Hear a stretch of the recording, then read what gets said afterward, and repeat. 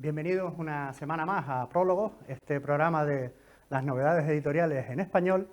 Y bueno, aprovechamos también, como siempre, para saludar a nuestros queridos palmeros que siguen sufriendo pues, los rigores del volcán, y ahora esperemos que no sufran también los rigores de la administración, que eso es otro problema.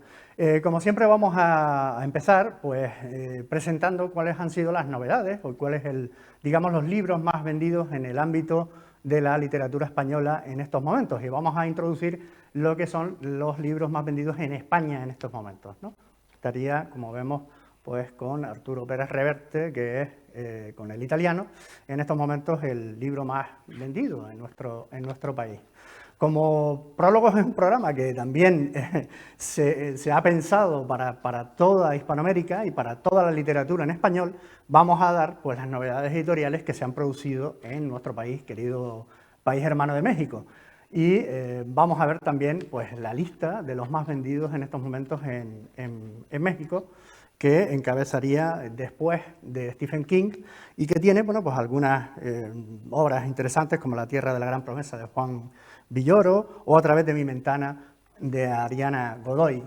Y sin más preámbulos, vamos a dar paso hoy a nuestro invitado y a presentar el libro que hoy tenemos para prologar, que es Los libros del Antiguo Testamento, una obra que yo ya les anticipo que es absolutamente monumental, de don Antonio Piñero, catedrático de Filología Griega, que tiene una larguísima trayectoria literaria. Yo no sé los libros que puede llegar a tener escritos, muchísimos, y es un hombre yo creo que de sobra conocido por todos. Y bueno, lo tenemos ya al otro lado del hilo, digamos, del hilo de la pantalla, y lo vamos a saludar para empezar a comentar los libros del Nuevo Testamento, perdón, No, de don Antonio Piñero. Don del Antonio, Nuevo.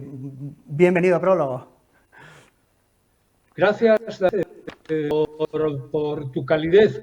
Es del Nuevo Testamento, que has dicho antiguo al principio. Sí, perdón, y luego perdón.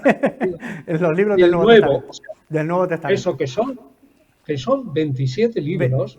Y 27 realmente, libros, don Antonio, que están todos íntegramente escritos en griego. Y esto es una particularidad que a lo mejor la gente no lo tiene en cuenta, ¿no? No lo tienen ni idea. Y cuando oyen por ahí las novelas como el estilo de Dan Brown, que realmente existen evangelios en arameo, es un cuento chino. No hay evangelios en arameo, todo está escrito en griego y todo el testamento. Y ahí pone Piñeros, y yo soy Piñero, ojo. Vale.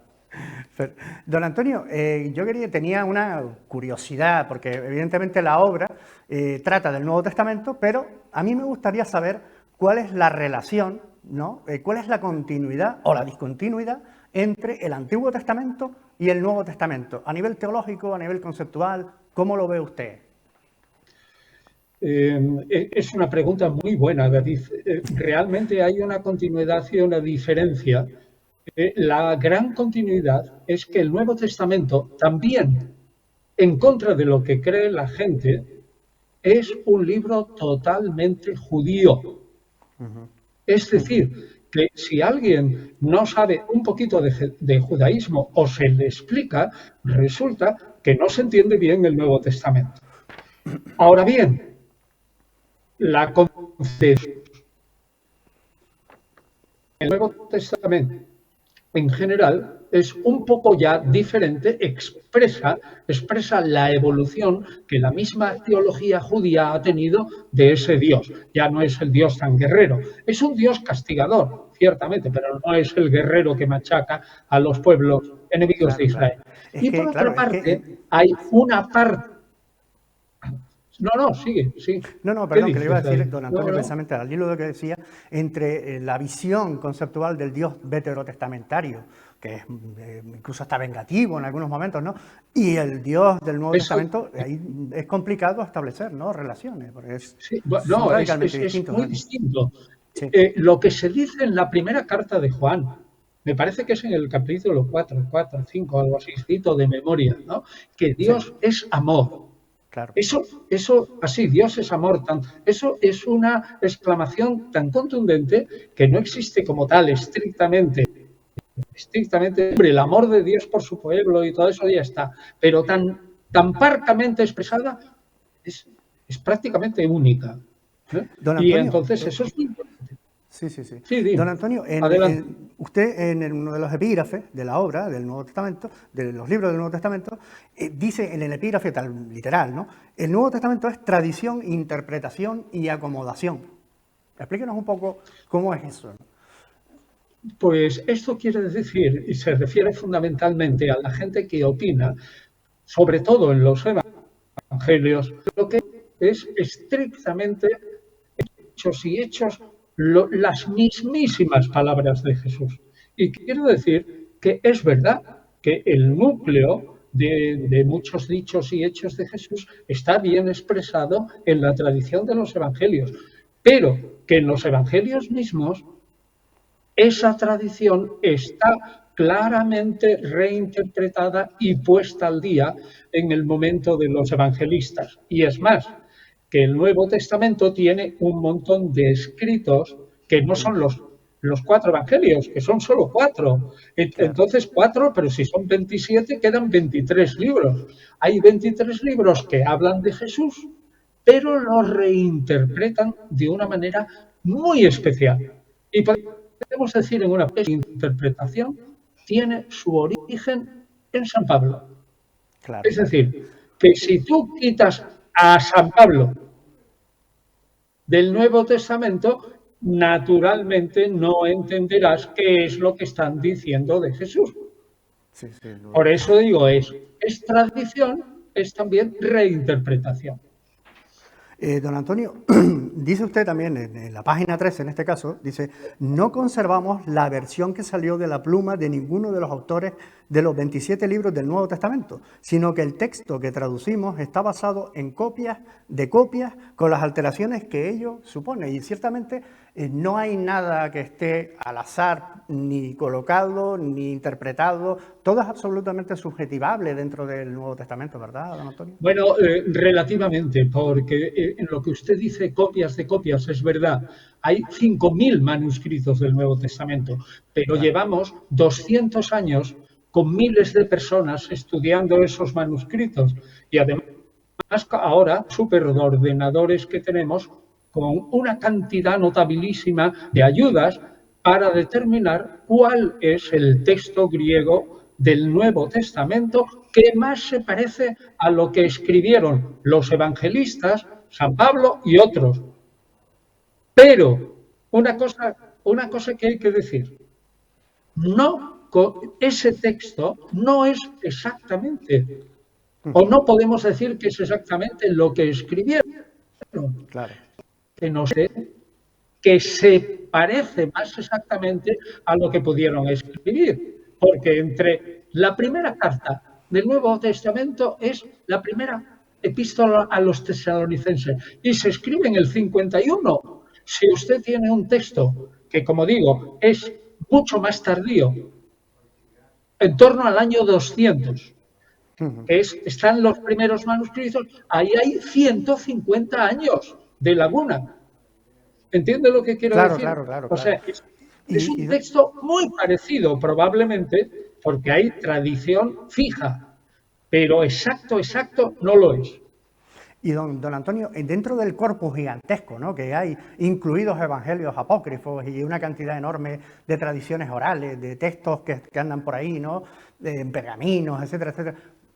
¿Cómo se construyó el canon? Es decir, ¿cómo se llegó a determinar que un texto era inspirado, revelado, ¿no?, canónico, o otro no? ¿Cuál es el criterio que se utilizó a su juicio, ¿no?, para hacer esta construcción del canon, que es como nos ha llegado el libro actualmente, que es como la gente lo ve y lo compra en una librería, ¿no? ¿Cómo se construyó el canon? ¿Con qué criterio? Mire, si yo supiera, o cualquier hombre del mundo supiera exactamente responder a sus preguntas, le darían miles de millones de dólares. ¿Sabe por qué? Pues porque la Iglesia primitiva no dejó ningún documento para responder a su pregunta. Ninguno. Claro. Entonces, si no hay ningún documento, tenemos que leer entre líneas tanto el Nuevo Testamento como los escritos cristianos de la época un poco posterior, es decir, digamos, desde el 130, 140 hasta el 200, que es la época de formación del Nuevo Testamento, y suponer cuáles son los criterios. ¿Y cuáles son esos criterios? Primero, probablemente fue aceptado dentro del canon aquellos libros que se leían por consenso en los oficios litúrgicos de los domingos en la mayoría de las iglesias importantes. Por tanto, lo que se leía en las iglesias ya como inspirado y que se consideraba ya inspirado. O sea, que unos evangelios se leían y otros no. Claro. Porque había muchos evangelios, usted lo ha dicho, conservamos hoy 83 evangelios y canónicos son solo 4. Claro. O sea que hay elección. Segundo criterio, de una manera directa o indirecta, estos evangelios en concreto y el resto tenían que proceder de los apóstoles. Repito, de una manera directa o indirecta. Y tercero, había una especie de regla de fe, es decir, los libros que se consideraran dignos de ser leídos, que venían de los apóstoles, etcétera, no debían de contener barbaridades, entre comillas, teológicas que no fueran aceptadas por esa mayoría de la Iglesia que los consideraba inspirados. O sea que, repito, tres cosas: lo que se leía en las iglesias, lo que se consideraba directa o indirectamente de procedencia de los apóstoles, y tercero, que no dijera disparates, es decir, que se sometiera a una regla de fe. Claro. Pero ahora, no está en ningún escrito, ¿le queda claro? No hay ningún escrito. ¿Por qué? Porque lo daban, por supuesto. Sí, se infiere, ¿no? Pero no hay una manifestación clara. Vamos al centro, digamos, a la personaje principal de todo, ¿no? Que es el Jesús histórico, ¿no? Dice usted y que el consenso ahora mismo resulta difícil negar, ¿no? La figura histórica de Jesús, ¿no? Es difícil negarla realmente, ¿no? El Jesús histórico, a mí me parece imposible. Imposible. A mí me parece imposible. Primero, porque los judíos del siglo I jamás seguirían como Mesías a un Jesús que no lo hubieran tocado. O sea que un Jesús legendario así, inventado por unos pocos, no sería seguido por nadie, porque tenían algunos que haberlo tocado. O sea que eso ya es claro. Segundo argumento. Ya desde el principio, los judeocristianos, es decir, los seguidores de Jesús, disputaban teológicamente con los judíos que no creían en Jesús. Entonces, hubiera sido facilísimo que esos judíos hubieran dicho: oye, tú, no seamos tontos. ¿Para qué estamos discutiendo si resulta que ese Jesús nunca existió? Claro, sí. No, bueno, pues bien, ni una sola vez, lo repito 1000 veces, los judíos esgrimieron este argumento sencillísimo y que estaba en la mano. Y tercero, como usted niegue la historicidad de Jesús de Nazaret, ojo, no he dicho Jesucristo, que si quieres hablamos de la diferencia, pero si usted niega la historicidad de Jesús de Nazaret, se mete en un jaleo tal que al final, sinceramente, acaba proponiendo unas teorías que son, yo diría que casi ridículas y complicadas. Es inmensamente más sencillo lo que decíamos antes, lo que usted apuntaba. Jesús de Nazaret existió, pero no se transmitió tal cual, sino que fue reinterpretado. Punto. Claro. De hecho, don Antonio, usted aquí ya hace una caracterización, digamos, de Jesús, ¿no? Y leo, en la página 340 en este caso, lo que sabemos por consenso, ¿no? Que yo creo que es prácticamente el consenso de los investigadores, ¿no? Y usted lo refiere, es un texto un poco largo, pero bueno. Dice, judío galileo del siglo I, probablemente un humilde menestral dedicado a la construcción, que fue seguidor de Juan Bautista, que fundó su propio grupo, que predicó la inminente venida del reino de Dios a la tierra de Israel, siguiendo la teología de los profetas de Israel, que nunca fue infiel a su religión judía, que se presentó en Jerusalén con pretensiones regio-mesiánicas, que los romanos lo consideraron un sedicioso respecto al imperio, lo que fue mortal para su vida, que el imperio lo prendió y crucificó como rebelde, y finalmente que en su conjunto fracasó en su tarea. No logró convencer de sus ideas a sus connacionales en Galilea ni en Jerusalén.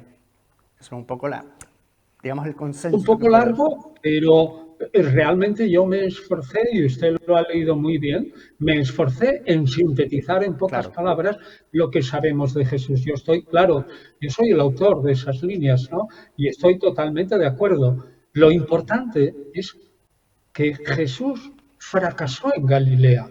No logró convencer a los galileos de que debían de llevar una vida totalmente distinta, dejándose del dinero, de todas las cosas y tal, que debían de cumplir la ley. Y fue a Jerusalén a triunfar. Hombre, Jesús no fue a Jerusalén a morir, porque si no, ¿de qué la entrada triunfal y de qué purificar el templo? No, Jesús fue a triunfar. Ahora bien, los romanos y los jefes de los sacerdotes dijeron, vaya un individuo más peligroso.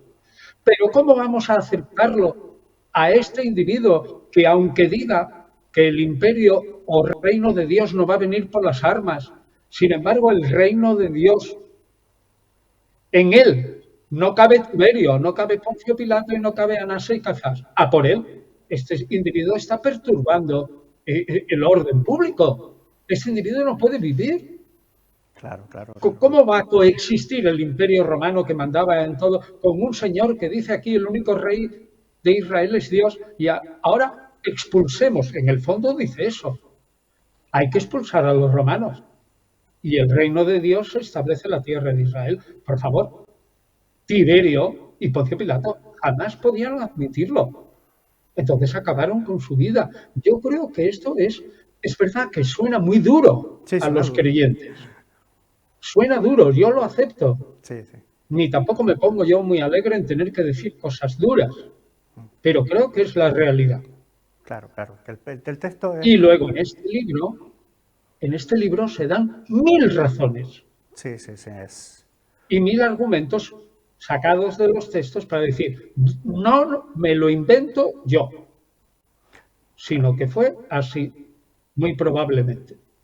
Sí, de hecho, además el libro suyo, don Antonio, es primero la traducción de todos los libros, pero luego los comentarios filológicos y históricos, además, de todos, ¿no? Con evidentemente basados en las traducciones, en el griego koiné, en fin, es apabullante. De hecho, además, coloca también el orden, el primer texto que aparece es de Pablo, realmente, ¿no? O sea, ya coloca también usted el orden de la manera, digamos, que el consenso historiográfico puede de alguna manera pensar que eran los más antiguos y después los últimos, ¿no? Es decir, yo recomiendo, la verdad, el libro completamente, es una auténtica maravilla. Yo creo que es la culminación de toda una obra, de toda una vida de investigaciones. Pero siguiendo con el tema de Jesús, don Antonio, hay un proceso de acomodación, de hecho usted lo nombra así, ¿no? Un proceso de acomodación después de lo que fue la vida del Jesús histórico y la construcción, ¿no? O añadidos que se le hicieron después ya para la figura, la divinización, ¿no? De esa figura.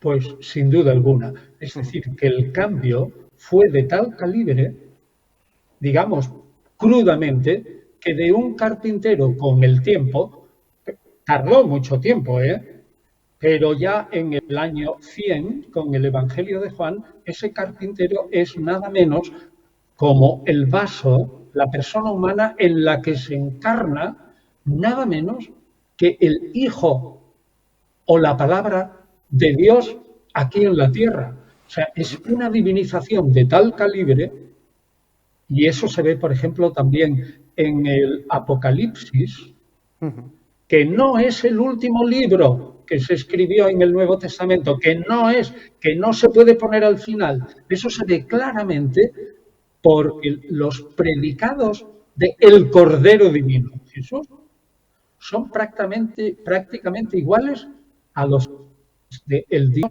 de Israel. Es decir, hay una divinización tan tremenda que eso se ve claramente. Ahora bien, aunque se observe esa divinización en el Nuevo Testamento, sin embargo, será en el tiempo posterior al Nuevo Testamento y en realidad hasta mediados del siglo V, o sea, pongamos 350 años más tarde, cuando la Iglesia esté de acuerdo en poder definir cuál es la naturaleza exactamente.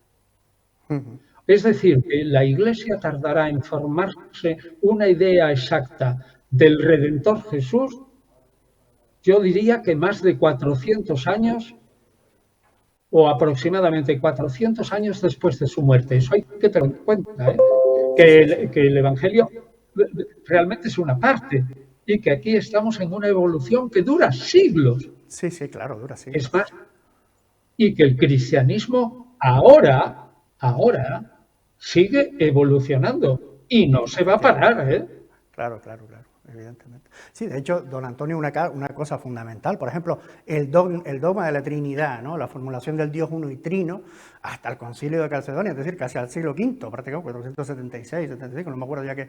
Pero 451. 451, hasta el siglo V no se produce esa característica tan propia del cristianismo que es la Trinidad, el Dios uno y trino, ¿no? Donde Dios es verdadero hombre y verdadero Dios, porque así tiene que ser, ¿no? Y, en fin, es decir, todo un proceso de elaboración que fue posterior, evidentemente, ¿no? Complejísimo, además, ¿no? Y muy complejo teológicamente, y con mucha gente divergente, etcétera, etcétera. Ciertamente ya se habían puesto todos los fundamentos en el famoso concilio de Nicea, en el 325, pero usted ha dicho muy bien, tenía que pasar todavía, como quien dice, pues 125 años para que, o más, para que se precisara con toda exactitud cuál es la naturaleza divina de Jesús. O sea, no es todo al principio tal como nosotros creemos. La mayoría de la gente dice, hombre, es que el cristianismo llueve del cielo como una revelación absolutamente completa. Y los desarrollos son pequeñitos. Ni hablar. Sí. Eso no es así. Sí, de hecho, ahora hablaremos de Pablo, que también tiene su papel absolutamente fundamental.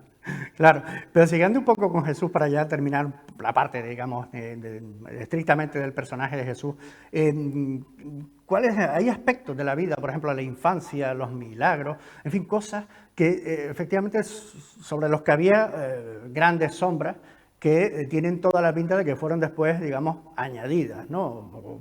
Prácticamente se perdían en una nebulosa y de alguna manera pues se pusieron, ¿no?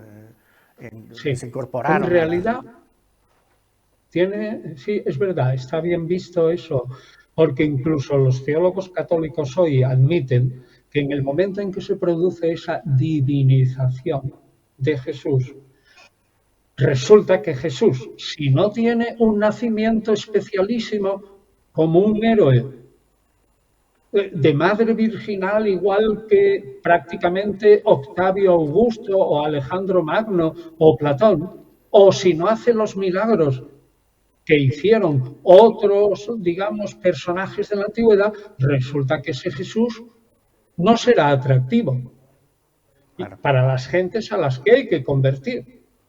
Y entonces, naturalmente, la tradición va añadiendo esas historias de la infancia muy milagrosas y los milagros que normalmente son en contra de la naturaleza o las leyes de la naturaleza. Por ejemplo, la tempestad calmada, andar sobre las aguas, la multiplicación de los panes, incluso sobre una historia común de una comida en el campo. Eso se puede amplificar en una multiplicación maravillosa de esa comida, es bastante fácil, pero no se hace solo con Jesús. Ese mismo fenómeno se hace con otros personajes de la antigüedad. O sea, que nadie diga, bueno, es que usted se está inventando. No, no, no. Yo digo que el proceso de Jesús es igual al del proceso de expansión, de milagros y hechos prodigiosos de otros personajes de la antigüedad, de las que tenemos con otros libros diferentes, naturalmente, a los evangelios. Claro. Don Antonio, realmente dice usted, vamos, la pregunta que quería hacerle, que es una pregunta yo creo que un poco compleja, pero que bueno, que me parece que es sustancial. ¿Realmente Jesús quería, él verdaderamente quería fundar una religión nueva o en ningún momento él quería fundar una religión nueva, sino que simplemente después a posteriori fue cuando se empezó toda esa elaboración, ¿no? Esa es un poco la pregunta que quería hacer, que no sé si a lo mejor es demasiado directa, pero...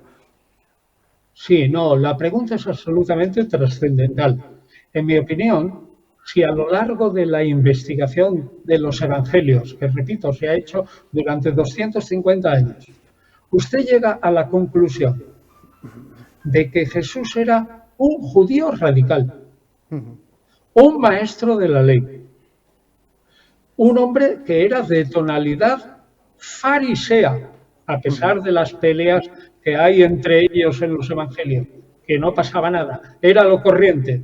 Los fariseos discutían continuamente. Bueno, pues entonces un individuo que va a la sinagoga, que purifica el templo, que entra en Jerusalén como el rey de Israel, ¿usted cree que luego en 3 días pasados, por ejemplo, con la institución de la Eucaristía, que rompe totalmente el sistema del perdón de los pecados del Templo de Jerusalén? ¿Usted cree que es verosímil que un señor totalmente judío, cuya vida es absolutamente judía, quiera fundar una religión nueva? Yo creo que eso es imposible. Es más, tanto en este libro como en otro que he escrito sobre Pablo, incluso en Pablo, que es el que crea la teología sobre Jesús muerto, resucitado, que su sangre perdona los pecados no solo de los judíos, sino de toda la humanidad. Ni siquiera Pablo, en mi modesta opinión, tuvo la intención de fundar una religión nueva. Él pensaba que el fin del mundo vendría enseguida y dijo, yo lo único que tengo que vivir es mi judaísmo en el Mesías. Y aquel pagano que se convierta al Mesías, pues vivir en el amor y en la ley del Mesías. Hombre, que coincide con el decálogo, naturalmente, y con otros preceptos. Pero, fíjate, yo te diría, no solo, sino tampoco Pablo, tuvieron la intención de fundar una religión nueva. Esa religión nueva, preguntará usted, ¿y entonces quién la fundó? Y diría, los sucesores de Pablo, pero no uno en concreto, sino en el desarrollo lento, a lo mejor de 100 o 100 y pico años después de la muerte de Jesús. O si quiere usted, ya para redondearlo más, 150 años después de la muerte de Jesús. Los seguidores de Jesús, resumo, necesitan más o menos 150 años para tener una lista de escrituras sagradas, lo cual lo constituye como religión distinta, y para formular, pues, cómo era Jesús. 150 años. Por lo tanto, los fundadores del cristianismo son muchos.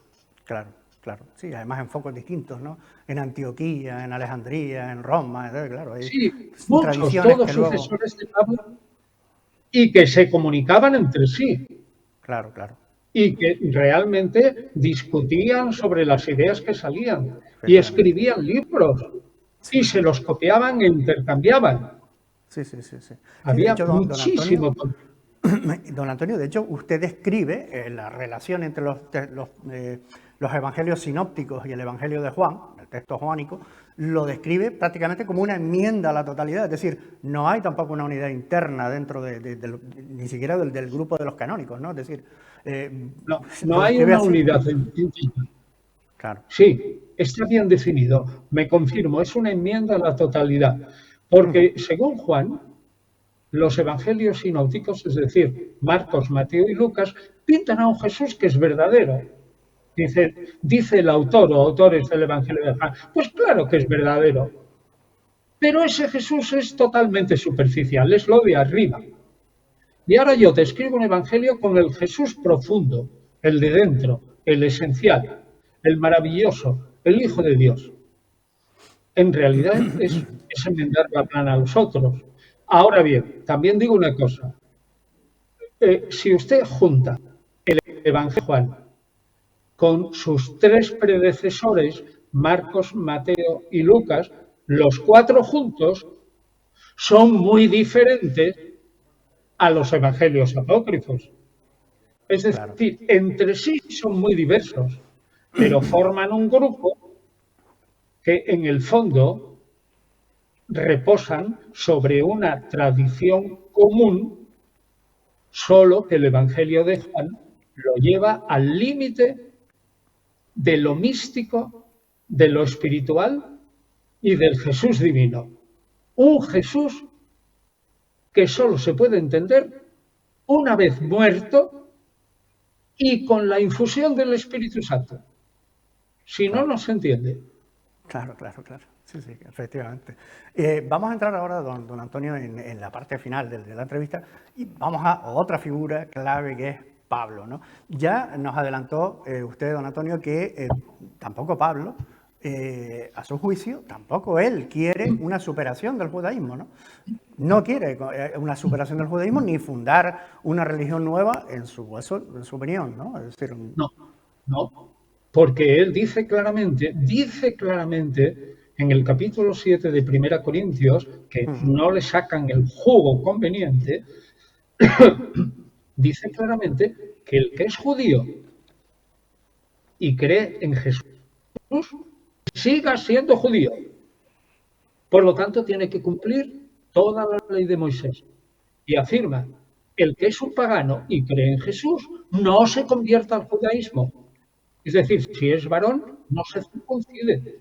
Admita solamente la ley del Mesías. Es clarísimo. Ahora bien, lo mismo que dice eso, también afirmo que esa interpretación tremenda o si quieren, cambiante de la muerte de Jesús como un designio eterno del Padre también eterno, que desea arreglar la situación horrible de la humanidad tras el pecado y que no ve otro remedio que lavar esos pecados con la sangre.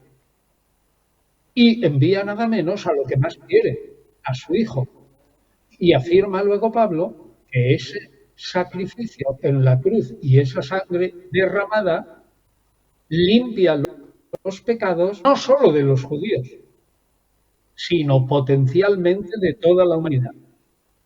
De tal manera que, claro, con esas palabras le da un sentido tan diferente a la muerte de Jesús, que se culmina en la resurrección. Es decir, Jesús es la primicia, Él resucita primero, pero yo, dentro de un rato, como quien dice, en esta misma generación, voy a ser como Él. Él es la primicia de mi resurrección. La muerte y resurrección forman un bloque, es el gran designio de Dios. Eso es una teología imponente, pero no es nada más que explicación. Y repito, con el fin de que los judíos acepten ese sentido de la muerte del Mesías, pero sigan siendo judíos y cumpliendo la ley de Moisés. Y los paganos, hombre, dejen de no cumplir los 10 mandamientos. O sea, la ley esencial tienen que cumplirla, pero no tienen que hacerse sea, que hace un cambio radical y realmente novedoso, pero se mantiene dentro. Yo creo, y con esto te digo una cosa rarísima, que incluso los judíos de ahora no han caído todavía en la cuenta de que Pablo no fue el gran traidor al judaísmo. Hay un tabú impresionante en Israel. Ya se puede hablar de Jesús, pero todavía no se puede hablar de Pablo porque es el gran canalla para ellos Claro. que masacró el judaísmo. Eso no es verdad. Como ya he dicho muchas veces, los judíos tienen que pensar que Pablo jamás, nunca jamás fue un traidor al judaísmo. Así que es inmerecido que no lo consideren un buen judío. Lo único que pasa es que sus seguidores hicieron otras cosas, pero él no. Y don Antonio, la teología paulina, la influencia de Pablo es tan notable, ¿no? Que está trufado, todos los textos, incluso los evangelios, yo eso la verdad que nunca lo había pensado, ¿no? Pero incluso los evangelios están también transidos por la teología paulina, ¿no? ¿Cuáles son esos rasgos paulinos que se pueden adivinar también dentro de los textos evangélicos? Bueno, pues en cuanto se leen en los evangelios comentarios e interpretaciones de los evangelistas o incluso Jesús hablando a sí mismo como hijo de hombre, se presenta como ese Mesías divino que se acomoda, como dice el Evangelio de Marcos, a una vida que acaba en la cruz y cuya sangre, lo dice Marcos en 10:45, si no me equivoco. Sí, lo dice claramente que Jesús derrama su vida por muchos, quiere decir, muchos en este modismo arameo quiere decir por todos los hombres, o por la inmensa mayoría que acogerse a la fe. Entonces, realmente, en esos rasgos que ya digo que cambian la fisonomía de un Mesías judío y de un Mesías triunfante, hacen un Mesías sufriente que muere y resucita. Él solo está ahí el núcleo de la teología paulina. Y aquel escrito que admita este núcleo es un escrito, los evangelios o el Apocalipsis o todos los demás, es un escrito que acepta el núcleo fundamental de Pablo, aunque tenga otras desviaciones. Pero lo importante es eso. Por eso puedo decir que ¿cómo se ve? Pues examinando la teología de Pablo y viendo cómo se hallan reflejos de la teología en los evangelios y fuera de los evangelios. Claro, porque son textos que son, de hecho, el primero que usted coloca son textos paulinos, es decir, porque claro, como nos lo han presentado de una manera, el relato va de otra manera en el libro tradicional, se da a entender como lo que lo de Pablo es posterior, pero realmente no es así.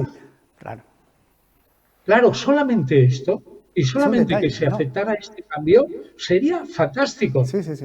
Y esto es una de las cosas que tiene el libro, solo esta. Pero el nuevo orden es absolutamente básico para entender el Nuevo Testamento y para entender a los evangelios que transmiten, repito, no solo la tradición puritita de Jesús, sino una tradición mezclada incluso con palabras de Jesús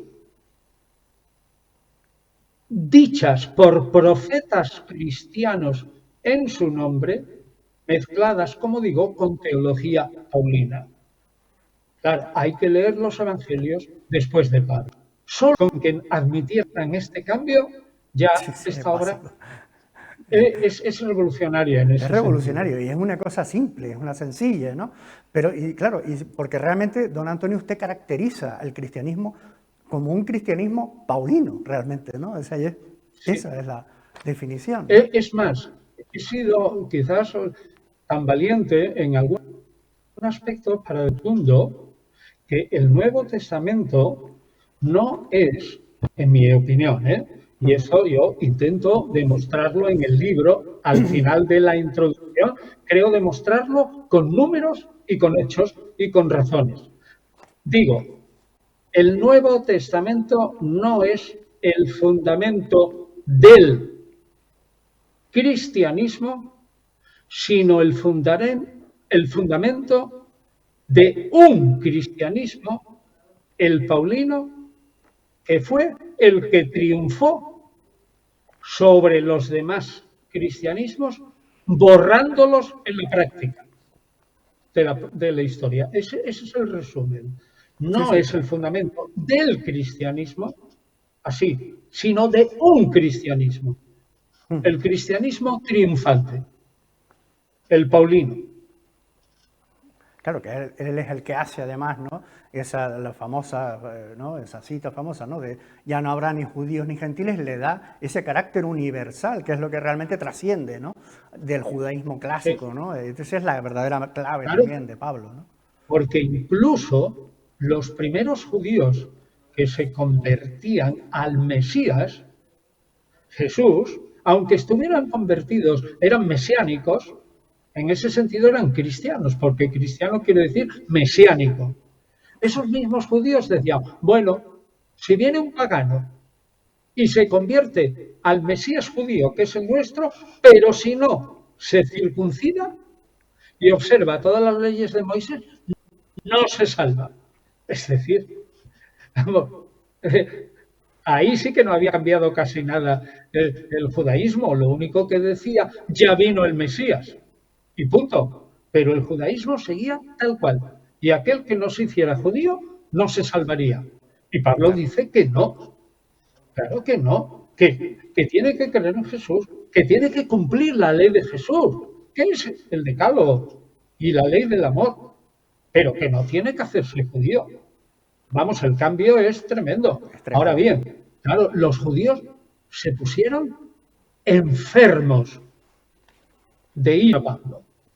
Y dijeron, bueno, hombre, Pablo, ahora vienes tú. Nosotros que cumplimos toda la ley de Moisés, que son 635 preceptos, y que pensamos que vamos a ir al cielo. Y ahora vienes tú y unos señores que cumplen solamente el decálogo, fundamentalmente, pero que creen en Jesús, van a ir al mismo paraíso que yo.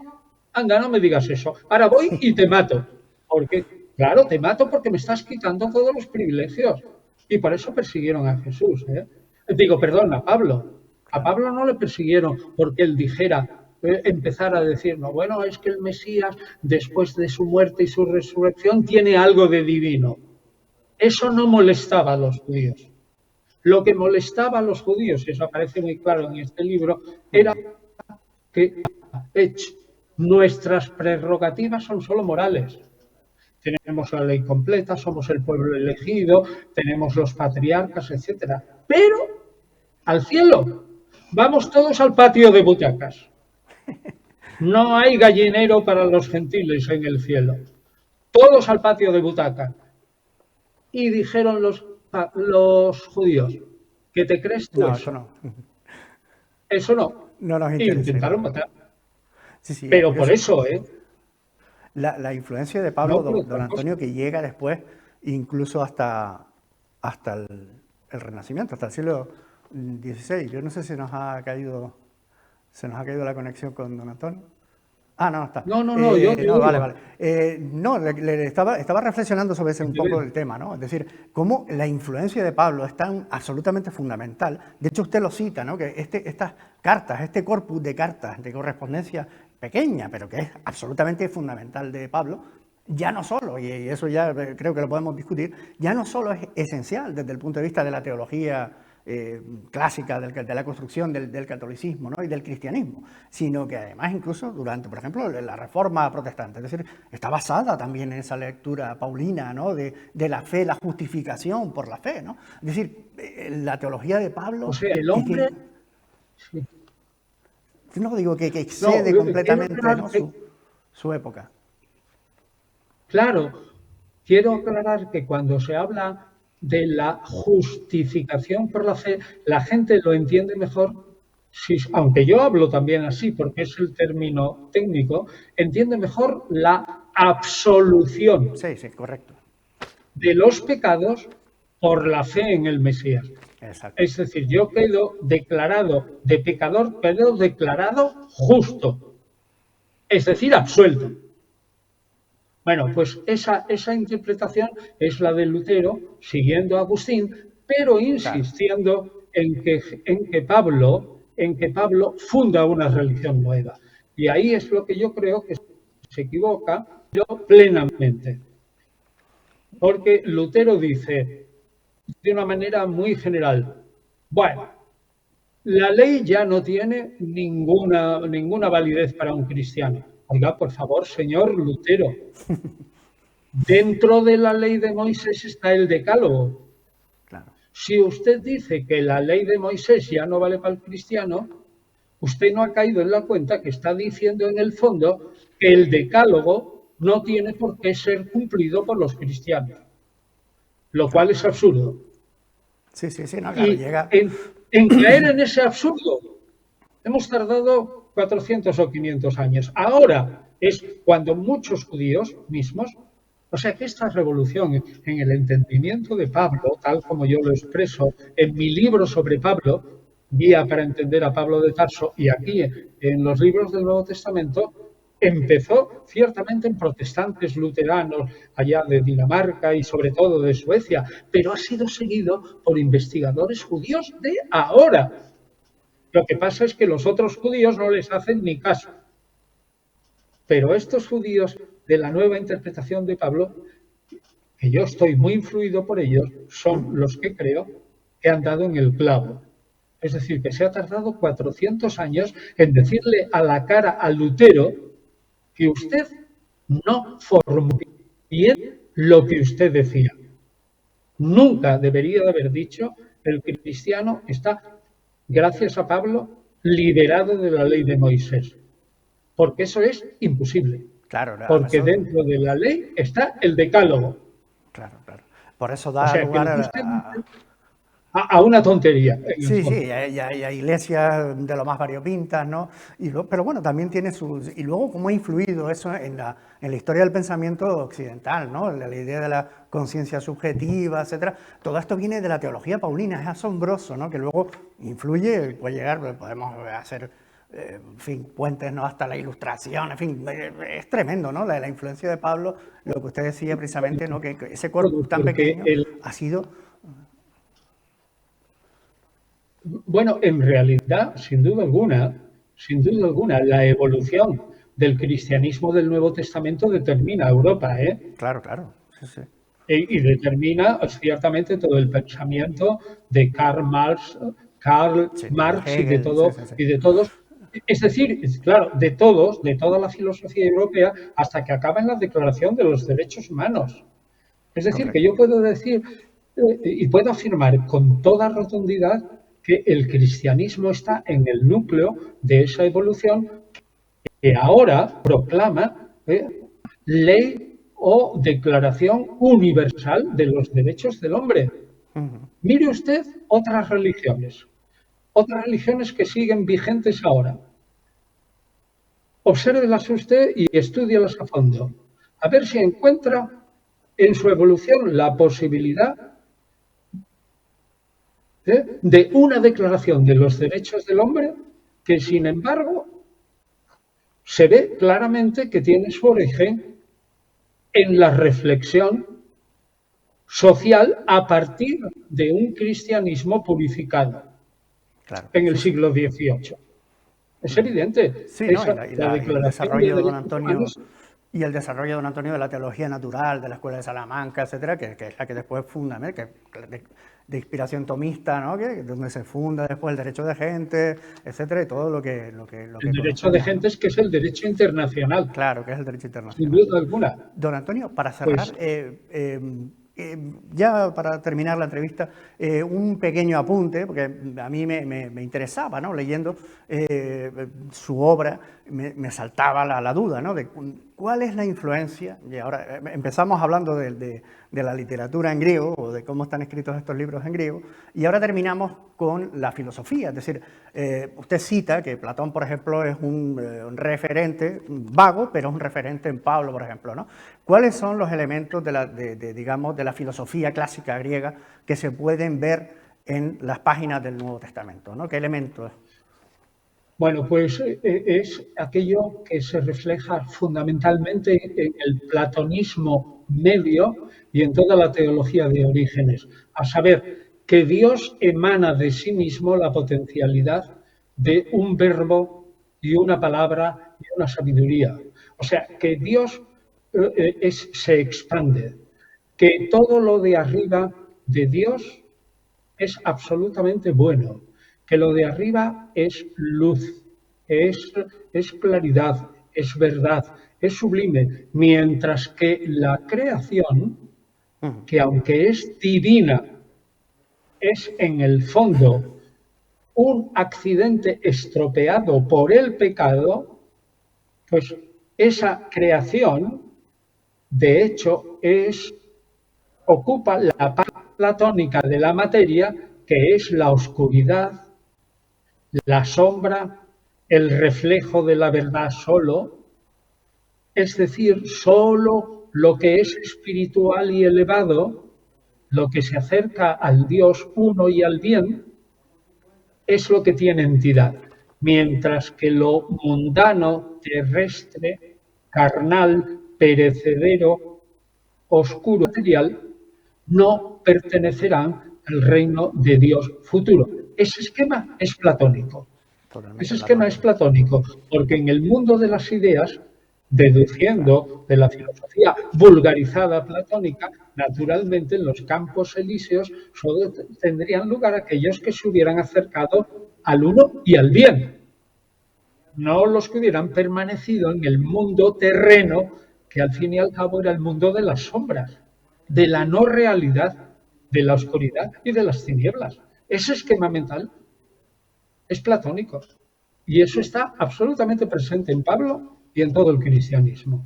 Y toda esa teología de la Trinidad es la evolución, coincide con la evolución de la teología platónica en la teología, digamos, emanacionista, de emanaciones de Dios, el platonismo medio, cuyo referente clarísimo es Plotino.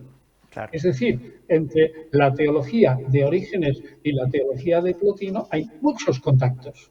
Y la teología de Orígenes es el fundamento de la teología especulativa de la gran iglesia de después. O sea que el influjo, digamos, de ese sustrato platónico.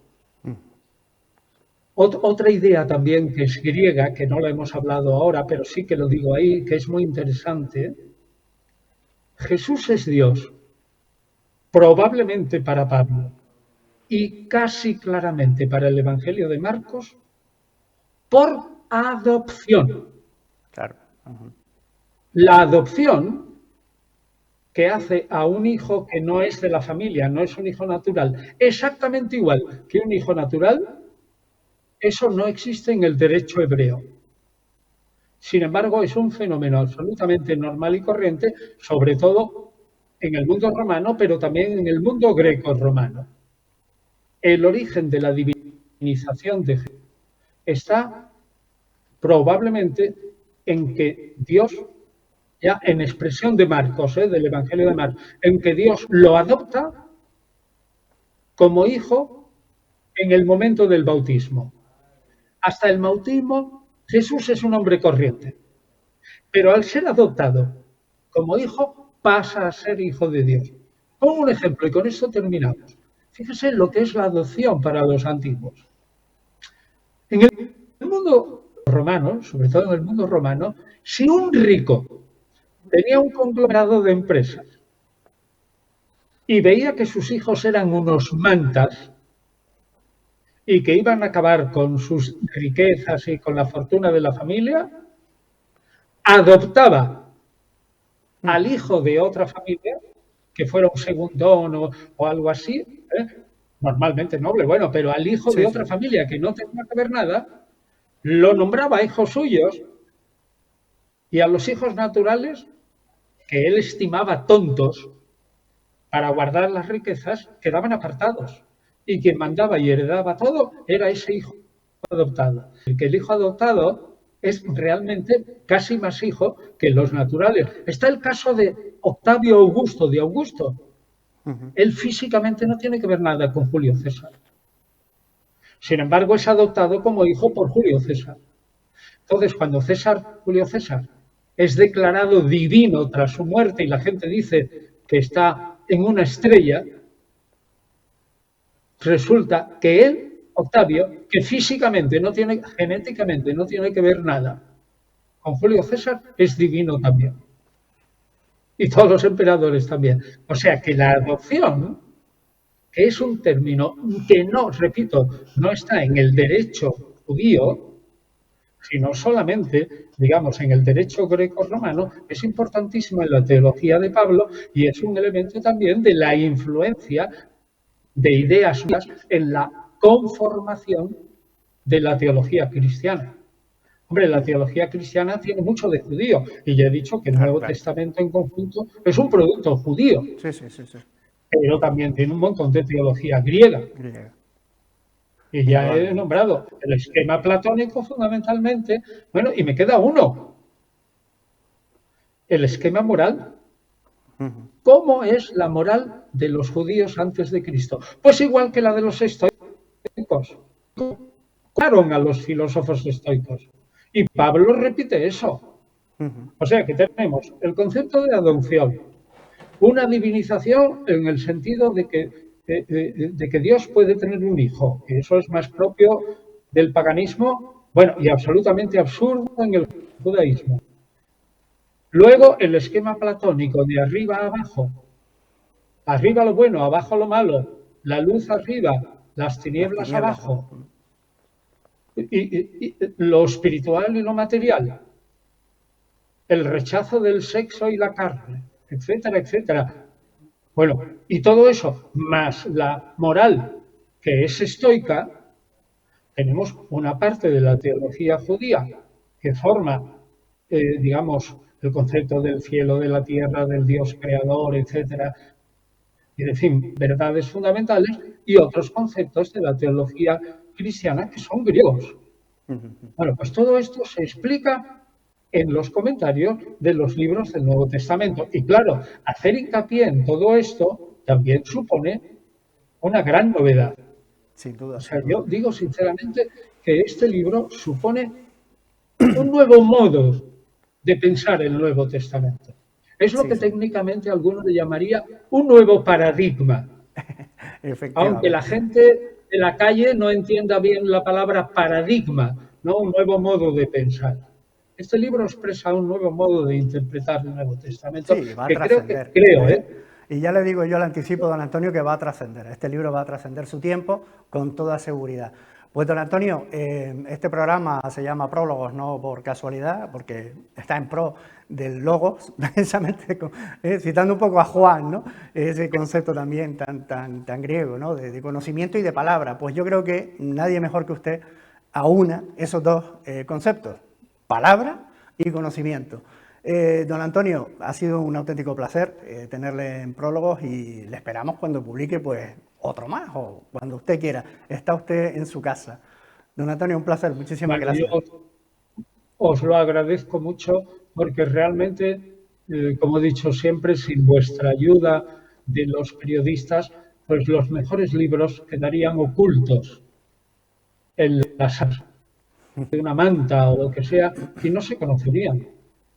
Los científicos tenemos que agradecer infinitamente, infinitamente, fíjense lo que les digo, a los periodistas que no nos dejen tirados ocultos en un rincón, sino que nos saquen del rincón oscuro también y nos lleven a la luz.